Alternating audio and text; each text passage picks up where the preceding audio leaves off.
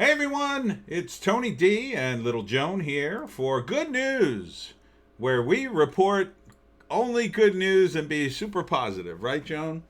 Right, Joan? Joan has lots to be positive because my folks stopped by and delivered a ham bone for Joan, and she was eating that all day and having a great time.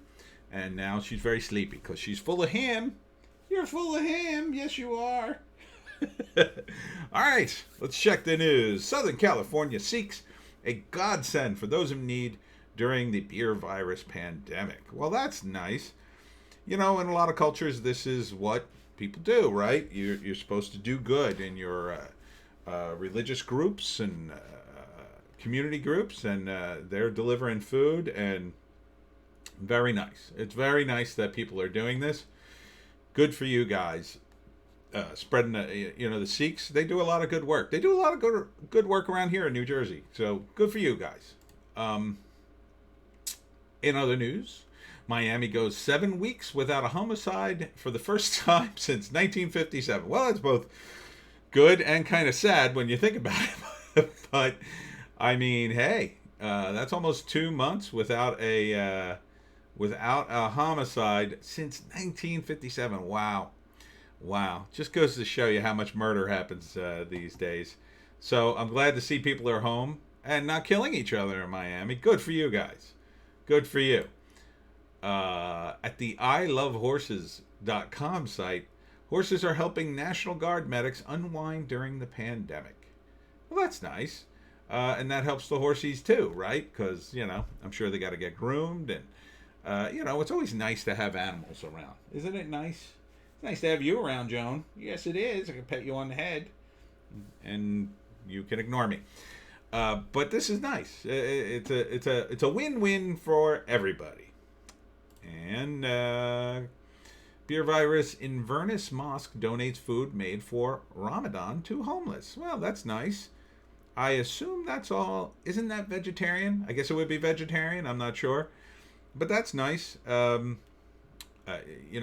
In these kinds of times, you gotta really donate that excess food. There's a lot of excess food floating around, oddly enough, and things are gonna get tight in the coming years. So it's good people are doing this, especially for the homeless, because let's face it, they are totally out of the loop. They gotta be like, what the? Where has everybody gone? I used to panhandle, and now nobody's coming out. So good for you guys. That's in somewhere in Scotland. And then, speaking of the UK, first patients injected with new beer virus vaccine in the UK. Well, this is good news. Hopefully this will work. They got 800 volunteers recruited for the study. And they got half with control vaccine and half with the beer virus vaccine. So the control vaccine protects against meningitis. So win-win. Win-win for the volunteers, and hopefully this study will prove fruitful, and we'll all get a shot. I don't have to take Doggy for another shot. What else? What? This isn't where's my nuts? Oh, here it is. Yes, this is a good one.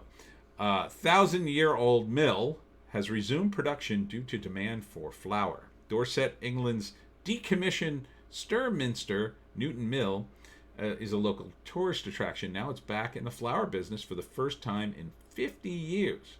Wow. That's pretty crazy. 1,004 years. There's been a mill in the same site since 1016. 1,004 years. So remember that, my fellow Americans, when somebody says, oh, that place is old. It's nothing compared to some of the places in England and in Europe, right? I mean, there's nothing here really 1,000 years old, I don't think, other than maybe the Indian mounds. What's up, Joan? What's up? You want to see the mill? Come here. You can come over here with me. All right. There you go. What else? Publix is buying excess milk and produce from farmers and donating it to food banks. Thank you, Publix. Publix. That is a great thing. That's two birds with one stone. You're helping the food banks which are running out of food, and you are helping out the farmers who, unfortunately, due to this disruption in the production schedule, I'd say.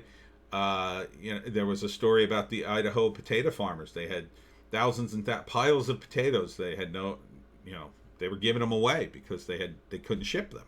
So this is the kind of thing we need to have done. We need to see more corporations step up and do this and keep the farmers that they use all the time in business. Walmart, I'm looking at you. What? Oh, stupid! I got these all up. I gotta get an ad blocker or something. Koalas injured in Australia, bushfires, re-released into the wild. There they are. Look, Joan. There's a koala. I'm sure you'd bark at him. So several koalas who were injured in the bushfires in Australia in 2019 have been re-released into the wild. The marsupials were being treated at the world's only all-koala hospital located in New South Wales town of Port Macquarie. So that's nice. They're so cute, although, be warned, if you go to Australia, these guys have very sharp claws, so you have to be careful around wild animals. They do look very cute, but they can be very herdy. Same thing with kangaroos. There's a lot of stuff in the outback you don't want to pick up. So, be smart. Look at the animals. Don't bother the wild animals. They have their own problems. And speaking of animals, here is video.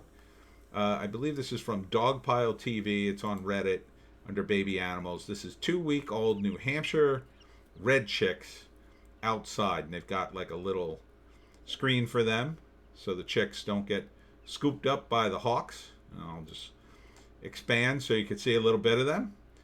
So, see them, Joan? You could bark at those guys too. That would be fun for you. Little animals about your size, a little smaller. You feel like a big dog. And that's it for positive news this week, or today, I should say. Stay positive, and just remember, Joan and I scour the internets, so you don't have to.